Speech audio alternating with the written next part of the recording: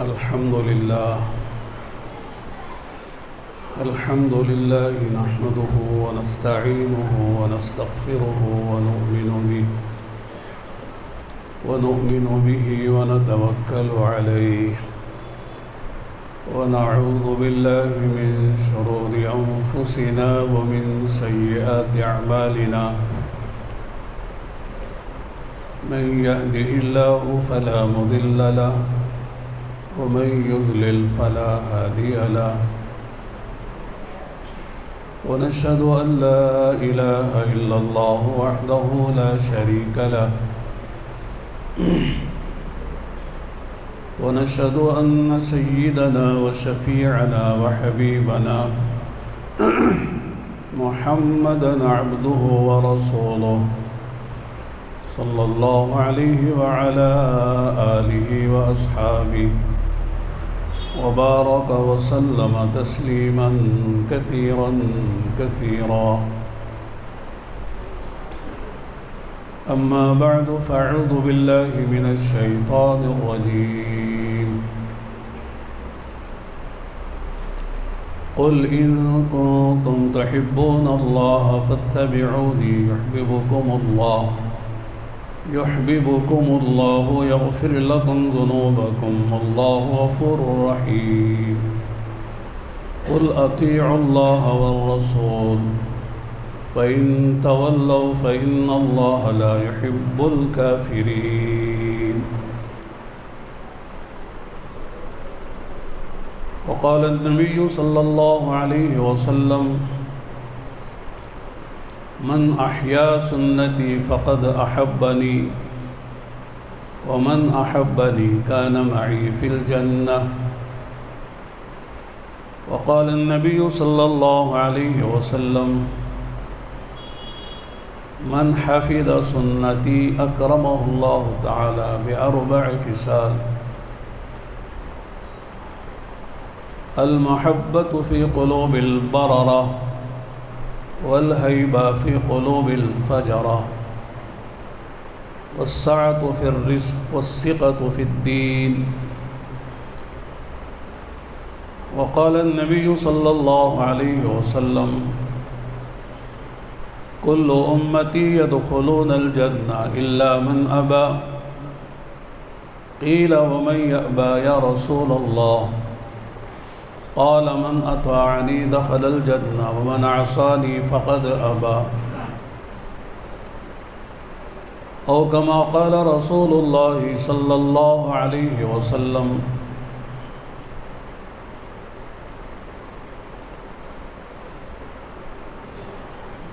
دوستو، بزرگوں اور بھائیوں، ماہ ربیع الاول چل رہا ہے اور یہ وہ عظیم الشان اسلامی مہینوں میں ایک مہینہ ہے جس میں ہمارے آپ کے آقا حضرت رسول اللہ صلی اللہ علیہ وسلم اس دنیا میں تشریف لائے، جس کی خوشی کا اظہار ہر مومن و مسلمان کرتا ہے اور کرنا چاہیے.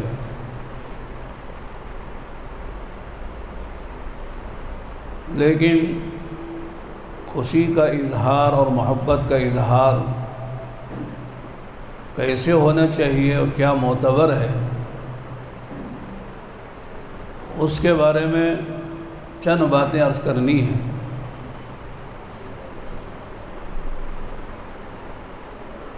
ہر آدمی کو اللہ کے نبی علیہ الصلاۃ سے محبت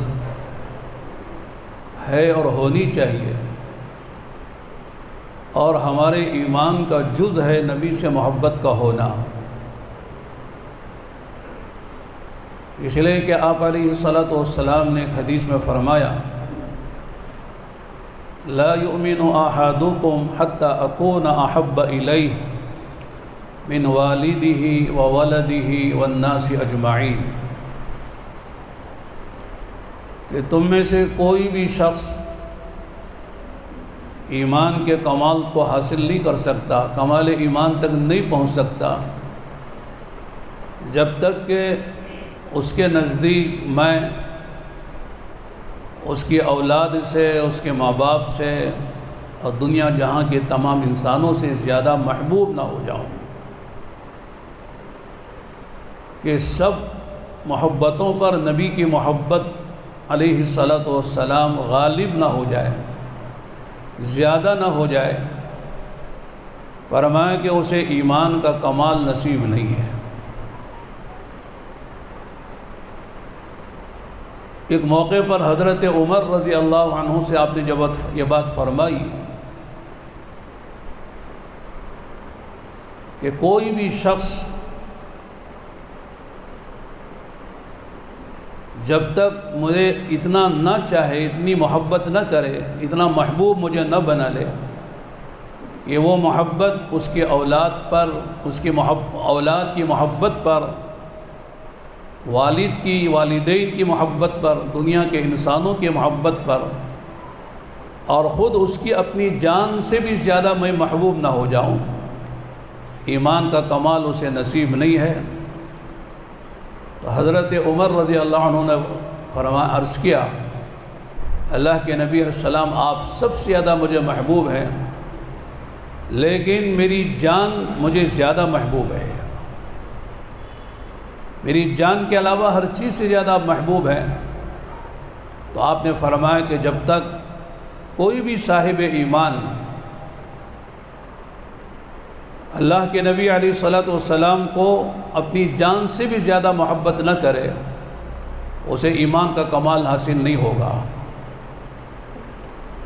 تو حضرت عمر رضی اللہ عنہ نے عرض کیا کہ اللہ کے نبی علیہ الصلاۃ والسلام، اب میں محسوس کرتا ہوں کہ آپ مجھے اپنی جان سے بھی زیادہ محبوب ہیں۔ تو آپ نے فرمایا الآن یا عمر، عمر اب تمہارا ایمان کامل ہوا۔ تو اللہ کے نبی علیہ الصلاۃ والسلام سے ہر مسلمان، ہر مومن، مرد و عورت، امیر و غریب، دیہاتی و شہری، عرب و عجم،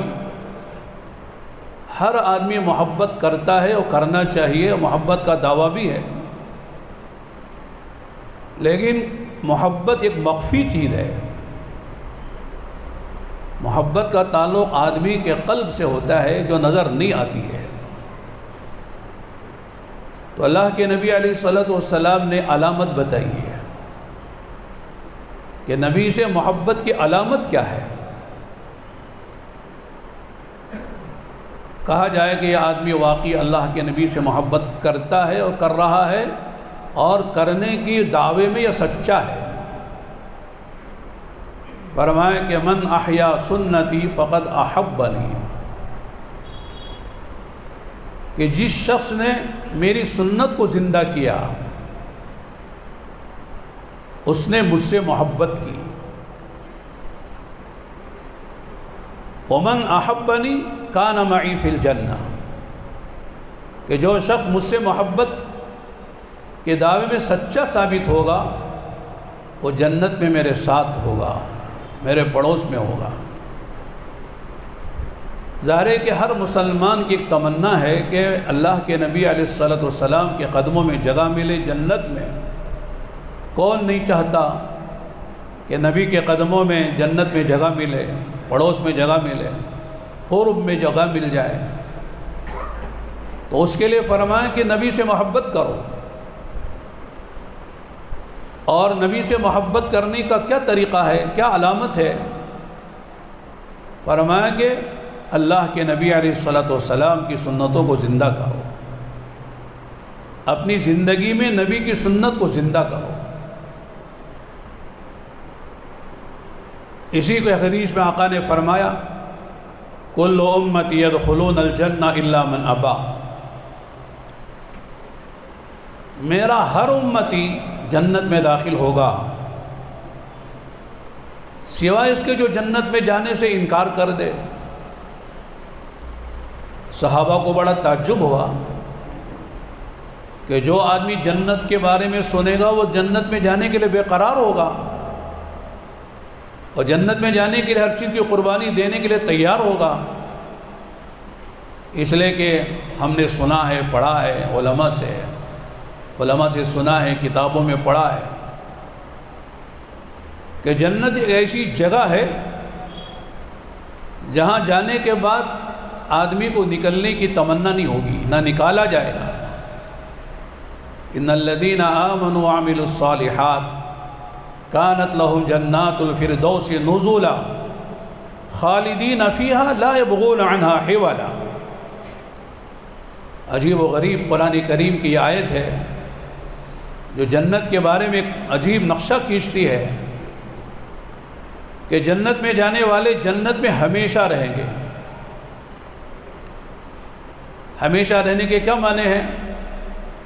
نکالے نہیں جائیں گے، اور جنت میں موت بھی نہیں ہے۔ آدمی خود نکل جاتا ہے یا موت سے نکال دیا جاتا ہے، تو جنت میں موت نہیں ہے، اس لیے جنت سے نکلنا نہیں ہے، اور جنت سے نکالے نہیں جائیں گے تو ٹھیک ہے، نہ موت ہے اور نہ جنت سے نکالے جائیں گے، تو کیا خود نکل جائیں گے؟ اس لیے کہ آدمی جہاں بھی جائے چند دنوں کے بعد جی اگتا جاتا ہے، جی بھر جاتا ہے، اور وہاں سے کہیں اور جانے کو جی چاہتا ہے۔ تو قرآن کہتا ہے کہ لا یبغون عنہا حولا،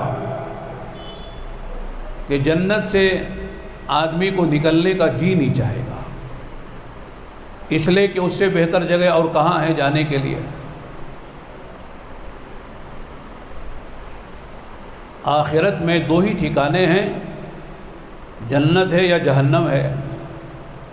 ظاہر ہے کہ جنت سے نکلے گا تو کہاں جائے گا؟ ایک ہی ٹھکانہ دوسرا ہے۔ تو اللہ نے جہنم سے بچا کر جنت میں بھیجا ہے، اور جنت ایسی جگہ ہے کہ اربوں خربوں سال جنتی جنت میں رہیں گے، لیکن کبھی نکلنے کا جی نہیں چاہے گا۔ تو جنت ایسی جگہ ہے، اور جنت میں بھی نبی کا جوار مل جائے، قرب مل جائے، پڑوس مل جائے، اس سے بہتر بات کیا ہوگی؟ تو ظاہر ہے کہ ہر مومن و مسلمان کی تمنا ہے جنت میں جانے کی، لیکن آپ نے فرمایا کہ جو جنت میں جانے سے انکار کر دے وہ جنت میں نہیں جائے گا۔ تو اس پر صحابہ کو تعجب ہوا، وَمَنْ يَأْبَى يَا رسول اللہ کے نبی علیہ الصلوۃ والسلام جنت میں جانے سے انکار کون کرے گا؟ اس لیے کہ ساری تیاری تو جنت میں جانے ہی کی ہے، دنیا میں آئے ہیں جنت میں جانے کی تیاری ہی کے لیے آئے ہیں۔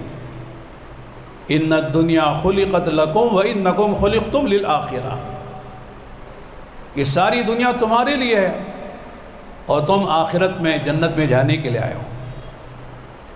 تو تمہارا مقصد وجود، دنیا میں آنے کا مقصد آخرت کی جنت کی تیاری ہے، تو جنت میں جانے سے کون انکار کرے؟ تو آپ نے فرمایا من اطاعنی دخل الجنہ ومن عصانی فقد ابا،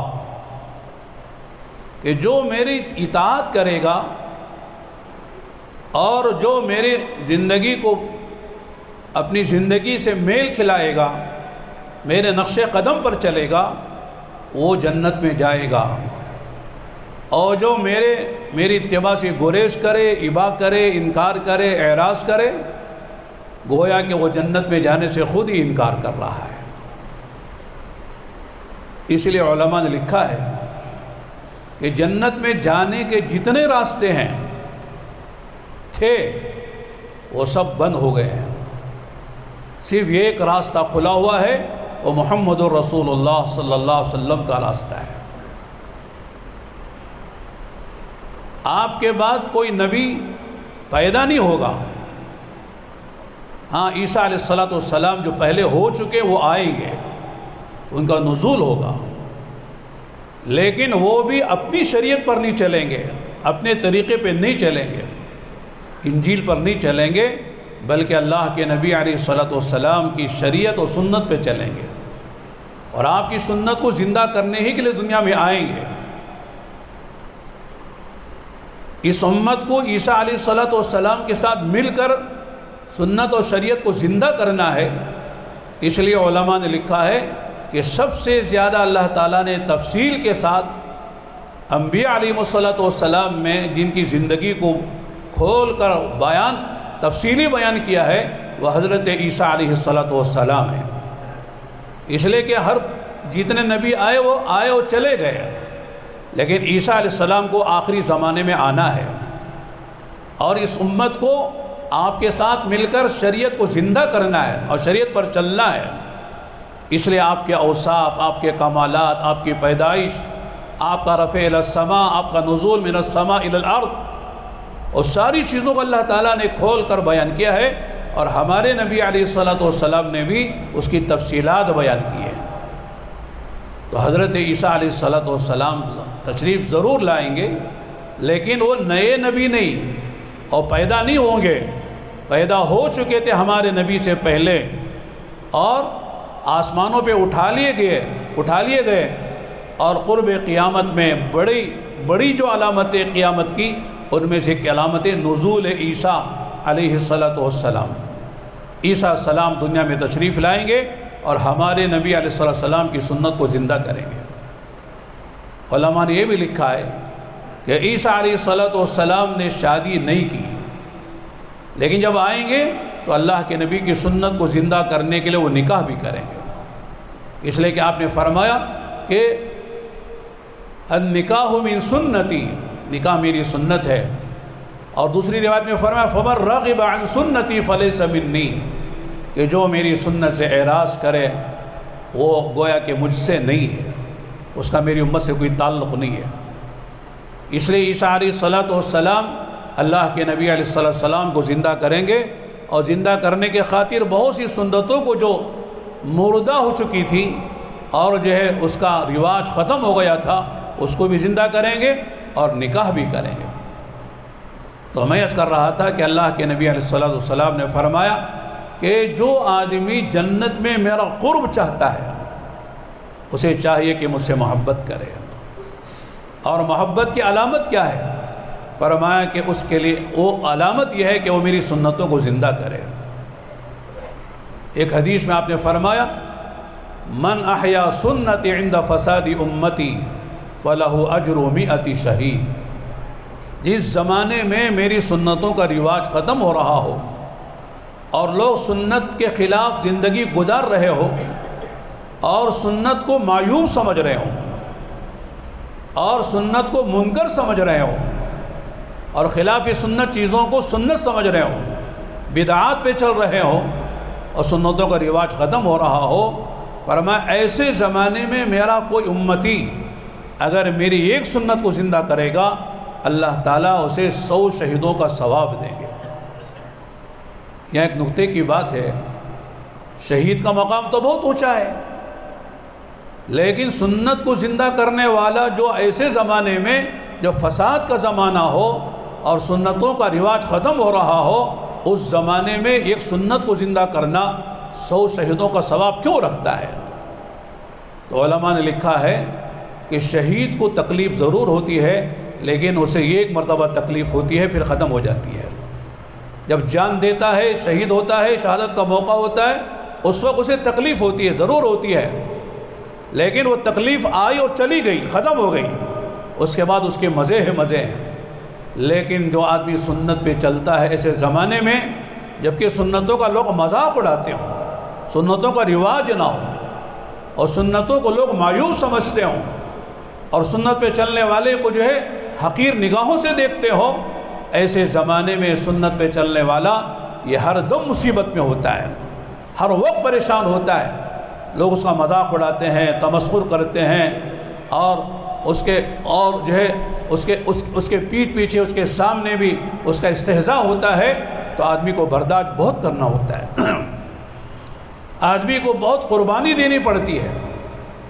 ایسے زمانے میں سنت پہ چلنا آسان نہیں ہوتا ہے، اس لیے فرمایا کہ جو فساد امت کے زمانے میں اللہ کے نبی کی ایک سنت کو زندہ کرتا ہے اللہ تعالیٰ اسے 100 شہیدوں کا ثواب دیتے ہیں۔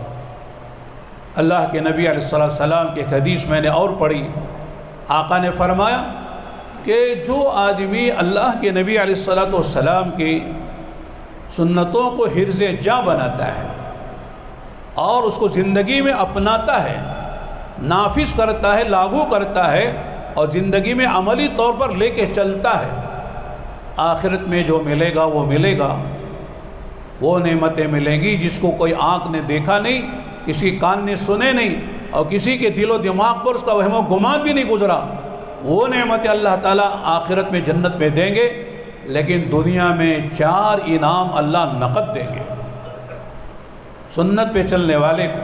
من حفظ سنتی اکرمہ اللہ تعالی 4 خصال، کہ جو میری سنت کی حفاظت کرتا ہے، حفاظت کے معنی عملی حفاظت کرتا ہے، اپنی زندگی میں لے کے چلتا ہے، دنیا 1000 کچھ کہے لیکن اسے کسی کی پرواہ نہیں ہے، لا یخافون لومۃ لائم کا مصداق بن کر اللہ کے نبی علیہ السلام کے سنت کو زندہ کرتا ہے، تو فرمایا اللہ تعالیٰ 4 انعاموں سے دنیا میں اسے نوازتے ہیں۔ پہلا انعام کیا ہے؟ المحبہ فی قلوب البررہ، اللہ تعالیٰ کے جتنے مقبول محبوب نیک بندے ہیں ان کے دلوں میں اللہ تعالیٰ اس اللہ کے بندے کی محبت ڈال دیتے ہیں، حالانکہ کوئی تعلق نہیں ہوتا حسبی، نسبی، دموی، خاندانی اور علاقے کا، زبان کا، لیکن اللہ تعالیٰ اس کی محبت لوگوں کے دلوں میں ڈالتے ہیں۔ کیوں؟ اس لیے کہ محبوب کے راستے پر ہے، محبوب کے طریقے پر ہے، اس لیے کہ اللہ تعالیٰ اپنے نبی سے محبت فرماتے ہیں اور جو نبی کے طریقے پر ہوگا اللہ اس سے بھی محبت فرماتے ہیں۔ اور ایک حدیث آپ نے سنی ہوگی، اللہ کے نبی صلی اللہ علیہ وسلم نے ایک صحابی نے ایک سوال کیا تھا، متی الساعہ یا رسول اللہ کے نبی قیامت کب آئے گی؟ تو آپ نے ان کے سوال پر ایک سوال کیا، ماذا اعددت لہا، پیارے قیامت کے بارے میں پوچھ رہے ہو، قیامت کی بڑی جلدی لگ رہی ہے کہ قیامت کے لیے کیا تیاری کی ہے؟ اس لیے کہ قیامت آنے سے پہلے تیاری کرنی چاہیے، تو قیامت کے بارے میں پوچھ رہے ہو، قیامت کی تیاری کیا کر رکھی ہے؟ ان صحابی کا جواب تھا، اللہ کے نبی علیہ السلام، میرے پاس کچھ زیادہ نہ نمازیں ہیں، نفل نمازیں، نفل روزے، نفل صدقہ خیرات نہیں ہیں، فرائض تو سب کرتے ہیں، میں بھی کرتا ہوں، لیکن نوافل کا ذخیرہ میرے پاس نہ نماز کا ہے، نہ روزوں کا ہے، نہ صدقہ خیرات کا ہے، نہیں ہے۔ البتہ مجھے آپ سے، اللہ سے اور آپ کے صحابہ سے بڑی محبت ہے، بس ایک دل میں یہ پاتا ہوں کہ اللہ میرے محبوب ہیں اور آپ بھی مجھے محبوب ہیں اور آپ کے جو صحابہ وہ بھی محبوب ہیں۔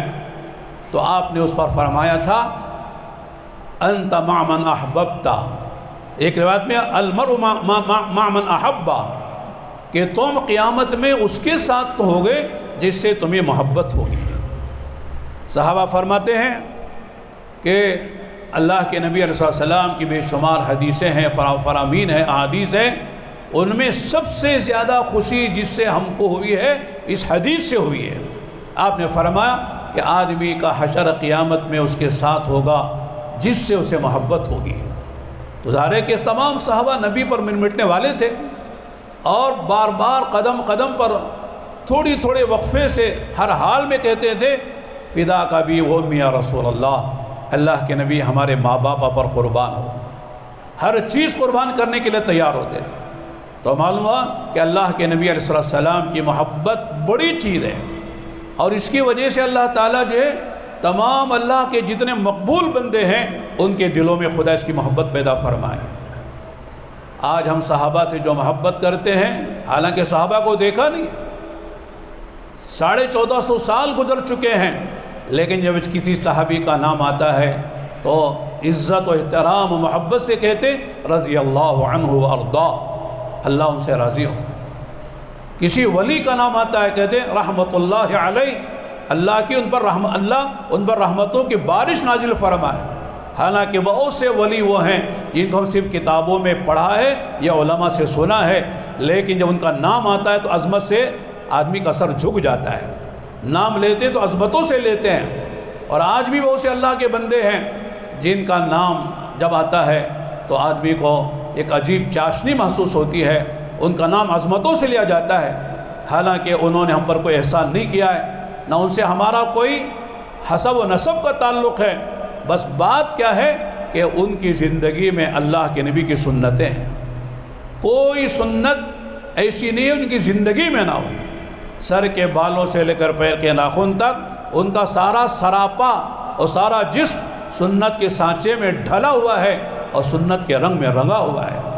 حالانکہ کوئی وہ بڑے مالدار نہیں ہے، بڑے دنیا کے اعتبار سے عہدیدار اور مال و منال کے مالک نہیں ہیں، لیکن سنت والی زندگی ہے، اس لیے ہر مسلمان اس سے محبت کرتا ہے. یہ ہماری آنکھوں کا دیکھا حال ہے اور ہمارا تجربہ ہے. خود ہم سے گزرتے ہیں اللہ والوں سے جو ہمیں محبت ہوتی ہے، اس لیے نہیں کہ صاحب جو ہے کہ وہ بہت مالدار لوگ ہیں، بہت خوبصورت ہیں، یہ بڑے خاندان کے لوگ ہیں، بلکہ سنت والی زندگی نے ان کو دنیا کے انسانوں کا محبوب بنا دیا ہے. بس ایک موضوع ہے، اس میں تفصیلات میں جائیں گے تو اسی پر بات ختم ہو جائے گی. دوسری بات فرمائی وَالْحَيْبَ فِي قُلُوبِ الْفَجَرَ. سنت کی زندگی سے اللہ تعالیٰ لوگوں کے دلوں میں رعب ڈالتے ہیں. صحابہ کرام کا جو رعب تھا قیصر و کسریٰ پر، دنیا کی بڑی بڑی حکومتوں پر، اس کی ایک بڑی وجہ یہ تھی کہ ان کی پوری زندگی میں سنت تھی. اللہ کے نبی کی زندگی سے ان کی زندگیاں میل کھاتی تھی. ایک تو سنت عبادت ہے، وہ تو زندگی میں تھی ہی. ایک سنت عادت ہوتی ہے، وہ بھی زندگی میں تھی. سنت عادت کیا ہے؟ بیٹھنے کا طریقہ کیا ہے، کھانے کا طریقہ کیا ہے، سونے کا طریقہ کیا ہے، بات کرنے کا کیا طریقہ ہے، کھانے میں کیا پسند ہے، یہ سنت عادت کہلاتی ہے. لہذا اس پر چلنا کوئی زیادہ ضروری نہیں سمجھتے، لیکن صحابہ کو یہ بھی عادتیں پسند ہو گئی تھی. ایک مرتبہ ایک صحابی نے دیکھا کہ اللہ کے نبی علیہ السلام کھاتے ہوئے آپ برتن میں سالن میں کدو کی شاخیں قاشیں تلاش کر کر کے کھا رہے ہیں. تو کہتے ہیں جب میں نے دیکھا اللہ کے نبی کو لوکی جسے کہتے ہیں لمبا کدو بڑا پسند ہے، تو کہتے ہیں اس وقت سے مجھے وہ کدو مجھے بھی پسند آ گیا. یعنی طبعی جو چیزیں ہوتی ہیں، ہر آدمی کا کھانے کا ایک ذوق ہوتا ہے، ایک شوق ہوتا ہے، ایک عادت ہوتی ہے. کسی چیز کو کوئی چیز کسی کو زیادہ محبوب ہوتی ہے. صحابہ نے دیکھا اللہ کے نبی کو فلاں چیز کھانے میں محبوب ہے، تو صحابہ کو نبی کی وہ چیز محبوب ہو جاتی تھی کہ اللہ کے نبی کو فلاں چیز محبوب ہے، ہم کو بھی پسند آ گئی. حضرت عبداللہ ابن عمر خاص طور سے اتباع سنت میں ممتاز صحابہ میں تھے. ان کے بارے میں آتا ہے ایک جگہ سفر میں جا رہے تھے، اچانک گردن جھکا لی. حالانکہ گردن جھکانے کو کوئی موقع نہیں تھا، کوئی وہاں درخت بھی نہیں تھا، کوئی ڈالی نہیں تھی، سواری پہ جا رہے تھے. پوچھنے والوں نے پوچھا کہ حضرت آپ چلتے چلتے اچانک آپ نے گردن جھکا لی اور پھر آپ نے سر اٹھا لیا، کیا بات ہے؟ کہنے لگے اللہ کے نبی علیہ السلام کے ساتھ ایک مرتبہ یہاں سفر ہو رہا تھا، یہاں ایک درخت تھا، ایک درخت کی ڈالی درخت پہ جھکی ہوئی تھی، اللہ کے نبی علیہ السلام نے اپنا سر جھکایا تھا، لہذا میں نے بھی سر جھکا لیا ہے. یعنی ایسی عادتیں جو وہاں بظاہر ضرورت نہیں ہے، اللہ کے نبی نے وہ عمل کیا، وہ خود بھی عمل کر رہے ہیں. چلتے چلتے ایک جگہ اتر کے استنجا کے لیے بیٹھ گئے، استنجا کیے بغیر دوبارہ کی سواری میں سوار ہو گئے. اونٹ پر سوار ہونا یہ آسان نہیں ہوتا ہے. اونٹ پر سوار ہونے کے لیے ان کو بٹھانا پڑتا ہے، اور پھر آدمی جو سوار ہوتا ہے، اور جب اونٹ اٹھتا ہے تو عجیب ہچکولے لے کے اٹھتا ہے، آدمی آگے پیچھے ہوتا ہے. اونٹ سے اترنا بھی آسان نہیں، اونٹ پہ چڑھنا بھی آسان نہیں ہے. حضرت نیچے اترتے اونٹ سے بٹھا کر اور پھر استنجا کی طرح بیٹھتے ہیں، پھر آ کے بیٹھ جاتے ہیں استنجا کیے بغیر. لوگ پوچھتے ہیں ساتھ والے حضرت آپ نے تو استنجا کیا نہیں، اونٹ کو بٹھایا اور پہ سوار ہو گئے، کیا بات ہے؟ کہ لگے اللہ کے نبی علیہ السلام کے ساتھ ہمارا ایک سفر تھا، یا اللہ کے نبی نے استنجا فرمایا تھا، اگرچہ کہ مجھے استنجا کی حاجت و ضرورت نہیں تھی، لیکن میں نے سوچا کہ نبی کا یہ عمل اور سنت میں بھی چاہے عملاً نہ صحیح حقیقتاً نہ صحیح ظاہراً اس کو ادا کر دوں. یہ صحابہ تھے. لیکن آج کی عجیب بات ہے کہ لوگ کیا کہتے ہیں، مولانا سنت ہی تو ہے، کیا ضروری ہے سنت پہ عمل کرنا؟ فرض تو نہیں ہے، فرض ہے تو بتائیے، واجب ہے تو بتائیے، سنت ہی تو ہے. علماء نے ایک عجیب بات لکھی ہے صحابہ نے اگر اللہ کے نبی نے کوئی عمل کیا یا کرنے کو کہا تو صحابہ نے کبھی نہیں پوچھا اللہ کے نبی یہ فرض ہے، واجب ہے، ضروری ہے، بس فوراً کر گزرتے تھے۔ ہماری طرح نہیں، مولانا یہ فرض ہے کیا، واجب ہے کیا، ضروری ہے کیا، یہ نہیں پوچھتے تھے۔ یہ فرض ہے، واجب ہے، اور یہ سنت مؤکدہ ہے، سنت غیر مؤکدہ ہے، یہ نفل ہے، یہ مستحب ہے، یہ ہمارے بعد کے فقہا کی اصطلاحات ہیں، وہ ضروری ہیں۔ اس طرح حرام ہے، مکروہ تحریمی ہے، مکروہ تنزیہی ہے، خلاف اولا ہے، یہ ہمارے فقہا کی بعد کی اصطلاحات ہیں۔ لیکن صحابہ یہ نہیں پوچھتے تھے آقا نے منع کر دیا، اللہ کے نبی اس سے رکنا کیا، یہ حرام ہے اس کا ارتکاب کرنا، یا مکروہ تحریمی ہے، یہ نہیں پوچھتے تھے۔ آقا نے کہہ دیا کرنا ہے تو کرنا ہے، اور نہیں کرنا ہے تو نہیں کرنا ہے، مستحب ہے تو کرنا ہے، مکروہ تو چھوڑنا ہے۔ ہمارے غالب کہہ رہے تھے آج لوگ کیا کہتے ہیں، مولانا مکروہ ہے نا، حرام تو نہیں ہے نا، تو مکروہ کرنے میں کیا حرج ہے، مکروہ ہی تو ہے، کھالے کیا حرج ہے، مکروہ ہی تو پہلے کیا حرج ہے، کہ نا مکروہ کے کیا معنی، فرما مکروہ کے ناپسندیدہ، کسی ناپسندیدہ، اللہ اس کے رسول کو ناپسند ہے۔ تو جو چیز اللہ اس کے رسول کو ناپسند ہے، جس کو ہم مکروہ کہہ رہے ہیں، تو مسلمان اللہ اس کے رسول سے محبت کرنے والا وہ چیز کیسے اختیار کر سکتا ہے جو اللہ اس کے رسول کو ناپسند ہے؟ تو میرے اللہ کو ناپسند ہے، میرے نبی کو ناپسند ہے، جس کو ہم مکروہ کہتے ہیں، اس کے ارتکاب کا کوئی سوال ہی نہیں پیدا ہوتا ایمان والے کے نزدیک۔ اسی طرح مستحب کیا مانے، مستحب ہی ہے نا، فرض نہیں ہے، واجب نہیں ہے، ضروری نہیں ہے، چھوڑ سکتے ہیں، مستحب ہے نا، کیا ضروری ہے کرنا۔ اب مستحب کے معنی کیا ہے، پسندیدہ، کسے پسندیدہ، کس کے نزدیک پسندیدہ، اللہ کو پسندیدہ، اللہ کے نزدیک پسندیدہ، رسول اللہ کے نزدیک یہ چیز پسندیدہ ہے، تو کیا جو اللہ اس کے رسول کو پسندیدہ ہے ہم کو چھوڑ سکتے ہیں؟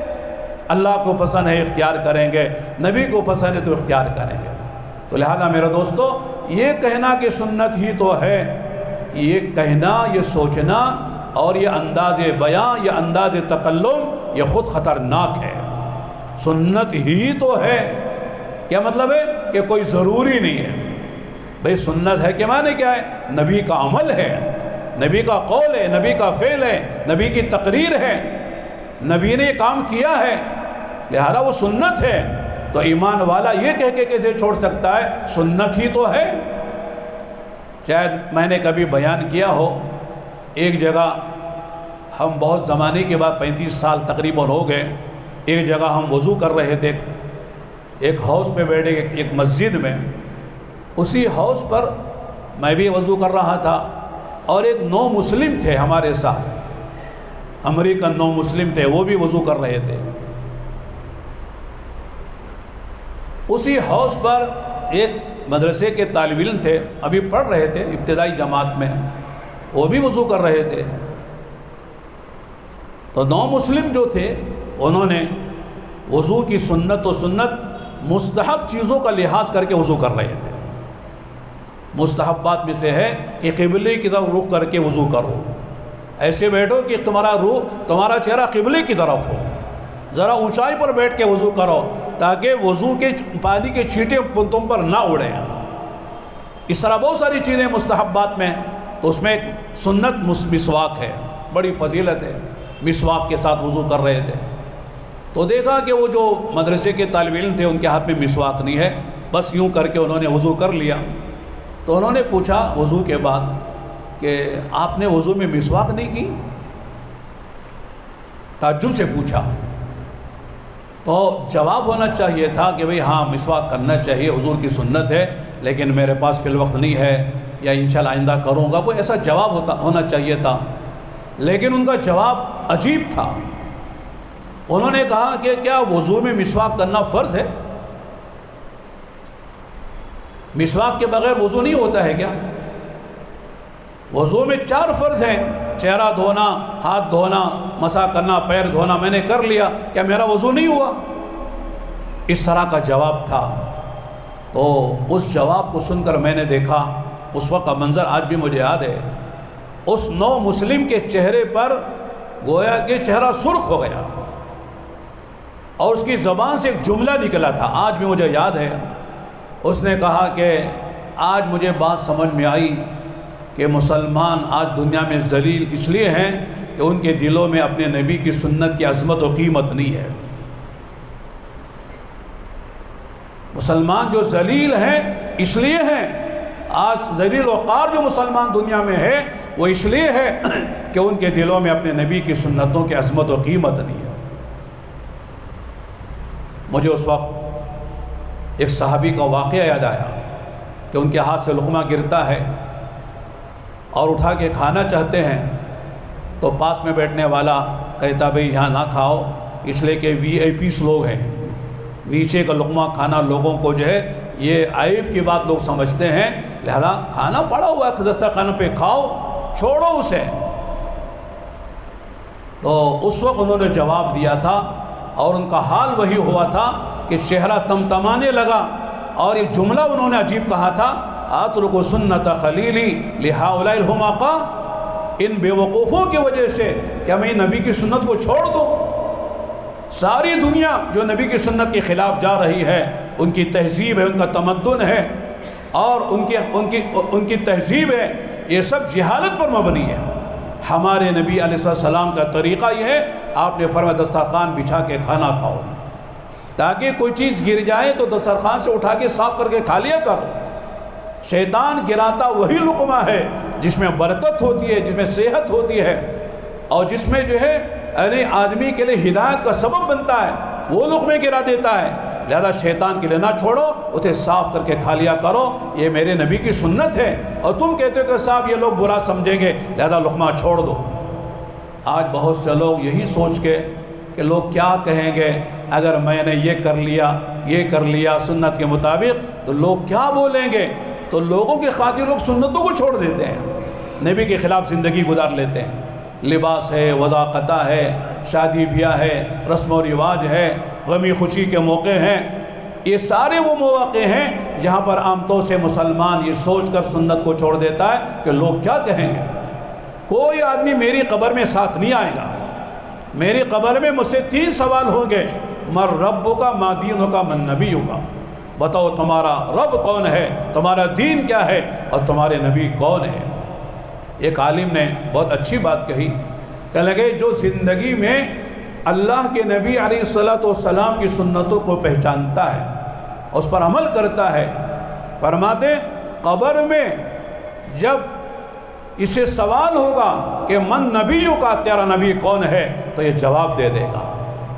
جب اللہ یہ حدیث میں بھی آتا ہے کہ اس کی قبر اور نبی کے روزے کے درمیان کے جتنے جو ہے پردے ہیں اور جتنی چیزیں اور رکاوٹیں سب کو ہٹا دیا جائے گا اور اللہ کے نبی علیہ السلام کا چہرہ انور دکھایا جائے گا اور بتایا جائے گا، پوچھا جائے گا بتا ان کے بارے میں کیا کہتا ہے۔ تو اگر اس نے زندگی میں نبی کی زندت پر عمل کیا ہے تو قبر میں جب نبی کے چہرے انور کو دیکھے گا کہے گا ھذا نبینا محمد صلی اللہ علیہ وسلم، یہ میرے آقا محمد صلی اللہ علیہ وسلم ہے۔ اور جو نبی کو قبر میں پہچانے گا میدان محشر میں حوض کوثر پر اللہ کے نبی اسے پہچان لیں گے، یہ میرا امتی ہے، لو سے حوض کوثر پلانا ہے۔ لیکن جو دنیا میں نبی کو نہیں پہچان سکا، آپ کی سنت کو نہیں پہچان سکا اور چل نہ سکا، اسے قبر میں نبی کو پہچاننا مشکل ہو جائے گا۔ اور جو قبر میں نبی کو نہیں پہچان سکے گا، فرمایا قیامت میں اللہ کے نبی اسے نہیں پہچانیں گے، بلکہ وہ آئے گا تو 2 فرشتے کہیں گے کہ یہ وہ لوگ ہیں جو آپ کی دنیا سے پردہ فرمانے کے بعد انہوں نے آپ کی سنتوں کے جنازے نکالے، آپ کی سنتوں کے خلاف زندگیاں گزاری ہے، آپ کو پتہ نہیں کہ انہوں نے کیا کیا نئی چیزیں پیدا کی ہیں۔ تو اللہ کے رسول فرمایا کہ سحقاً سحقاً، دور ہو جاؤ دور ہو جاؤ۔ تو میرے دوستوں اور بھائیوں، ہماری جو زندگی ہے دنیا میں بھی کامیاب عزت کی زندگی، راحت کی زندگی، چین کی زندگی اور پھر برزخ کی زندگی اور آخرت کی زندگی، وہ اللہ کے نبی کی سنتوں کی اتباع میں ہے۔ ابھی ایک جگہ سے ہم آ رہے تھے، راستے میں میں 5-6 دن ابھی کل ہی ہاسپٹل میں ایڈمٹ تھا، 5-6 دن کا علاج کرا کے جب آ رہا تھا میں مغرب کے بعد، تو نلمگلہ سے ہمارے گھر فیضر ٹاؤن تک پہنچنے میں 3 گھنٹے لگے۔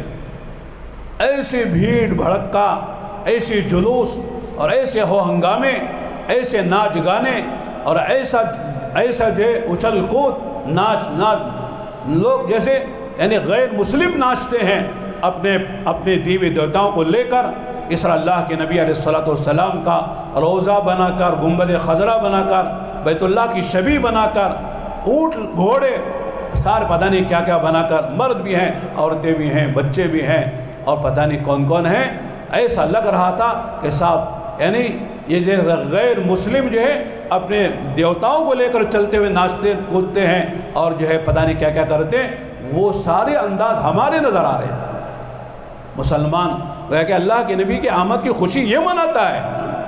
کتنی غلط بات ہے اور کتنی غلط شبیہ جا رہی ہے، کتنا غلط میسیج جا رہا ہے کہ ان کے نبی علیہ باللہ ایک کام کرتے تھے. یہ ساری چیزوں کو ہمارے نبی روکنے کے لیے آئے تھے.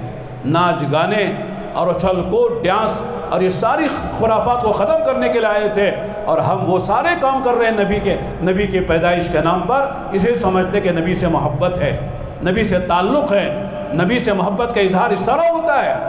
اس لیے میرے دوستوں، میں نے یہ بات اس لیے عرض کی ہے کہ محبت بھی اگر ہے تو صرف ایک دن نہیں، ایک مہینہ نہیں، بلکہ پوری زندگی محبت ہونا چاہیے. یہ نہیں کہ صاحب ایک دن ہم نے بیان کر لیا یا کوئی جو ہے جلسہ قائم کر لیا یا جلوس نکال لیا تو اللہ کے نبی کی محبت کا حق ادا ہو گیا. ایسا نہیں ہے، بلکہ اللہ کے نبی کی سنت کا تعلق تو پیدائش سے شروع ہو جاتا ہے، موت تک رہتا ہے. پیدا ہوتے ہی نبی کی سنت یہ ہے کہ بچے کے کان میں اذان دو، اقامت کا ہو، اس کا عقیقہ کرو، اس کا نام رکھو.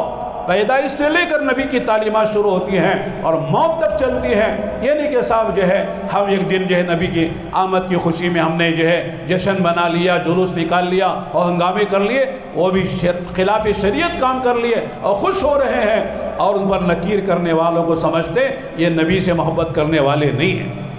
نبی سے محبت اصل حقیقت کیا ہے؟ اللہ نے خود فرمایا، جو آیت میں نے پڑھی ہے، اللہ فرماتے ہیں قُلْ إِن كُنتُمْ تُحِبُّونَ اللَّهَ فَاتَّبِعُونِ يُحْبِبُكُمُ اللَّهُ وَيَغْفِرْ لَكُمْ ذُنُوبَكُمْ وَاللَّهُ غَفُورٌ رَحِيمٌ. نبی کہہ دیجئے اگر یہ لوگ اللہ سے محبت کا دعویٰ کرتے ہیں اور محبت کا اظہار کرتے ہیں تو ان سے کہیے کہ آپ کو فالو کریں، آپ کی اتباع کریں. اور کیا ہوگا اس سے؟ تم کیا محبت کرو گے اللہ سے؟ اللہ تم سے محبت کریں گے، اور اللہ تمہارے ماضی کے گناہوں کو معاف کر دیں گے، اور اللہ تعالیٰ انعامات کی بارش کریں گے. اور آگے فرمایا کہ قُلْ اطیعوا اللہ والرسول، پھر آگے فرمایا اللہ کی اطاعت کریں، اللہ کے رسول کی اطاعت کریں. فَإِن تَوَلَّوْا، فرمایا اگر انہوں نے اللہ اس کے رسول کی اطاعت سے گریز کیا، ان اللہ لا يحب الکافرین، اللہ تعالیٰ ایسے بے ایمانوں کو اللہ پسند نہیں فرماتے. تو معلوم ہے کہ اطاعت اصل ہے. ایک اطاعت ہے، ایک اتباع ہے. علماء لکھا ہے کہ اتباع کا تعلق اعمال سے ہے اور اطاعت کا تعلق اقوال سے ہے. نبی کا جو عمل ہے اس پر عمل کرو، یہ اتباع ہے. نبی جو کہے اسے مان لو، یہ فرمایا کہ یہ اطاعت ہے. اتباع بھی ضروری ہے اور اطاعت بھی ضروری ہے کہ نبی کی اطاعت بھی کرو. اس لیے نبی کے اقوال بھی حجت ہیں، نبی کے افعال بھی حجت ہیں کہ نبی نے جو کیا ہے اس طرح کرنا یہ اتباع کہلاتا ہے، اور نبی نے جو کرنے کو کہا ہے اس کو مان کر اس کے مطابق زندگی گزارنا یہ اطاعت کہلاتا ہے. تو مسلمان اطاعت کا بھی مکلف ہے اور اتباع کا بھی مکلف ہے. جو نبی کے اتباع کرے گا، اطاعت کرے گا، فرماتے اللہ تعالیٰ اسے اپنا محبوب بنائیں گے، اللہ تعالیٰ اس کے گناہوں کو معاف کریں گے.